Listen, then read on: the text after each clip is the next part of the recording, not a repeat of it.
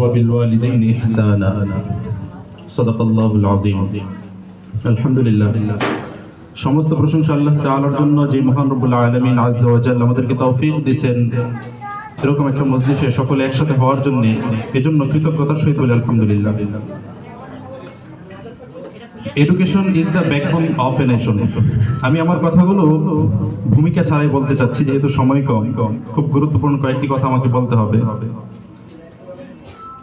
Education is the backbone of a nation. শিক্ষা হলো একটি জাতির মেরুদণ্ড।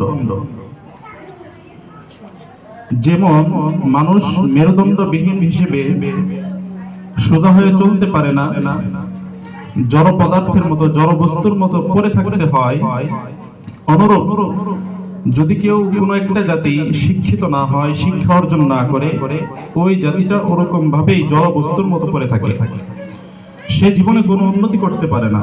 এই জাতি দিয়ে উন্নতির কোনো কিছু আশা করা যায় না।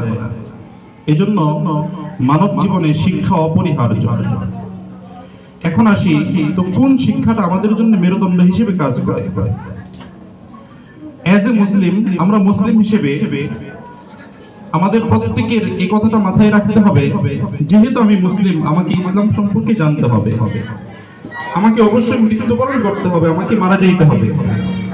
আসমানের নিচে জমিনের উপরে এমন কোন মানুষ নাই, যত ধর্মাবলম্বী হোক না কেন, প্রত্যেকে আমরা এই কথাটা বিশ্বাস করি আমি মৃত্যুবরণ করবো, আমি মারা যাব।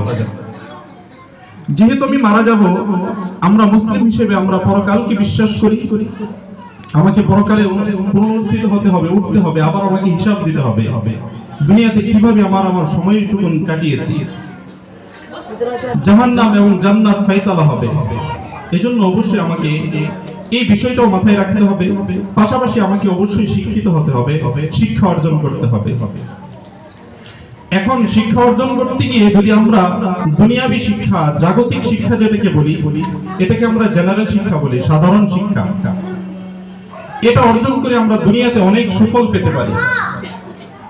কেউ ইচ্ছা করলে ডক্টর হতে পারে, ইঞ্জিনিয়ার হতে পারে, ব্যারিস্টার হতে পারে, জাজ হতে পারে। কিন্তু যদি শুধুমাত্র কেউ জেনারেল শিক্ষা অর্জন করে, সাধারণ শিক্ষা অর্জন করে, সে শুধুই দুনিয়ার শিক্ষাটা অর্জন করার দ্বারা দুনিয়াতেই ফায়দা লাভ করে।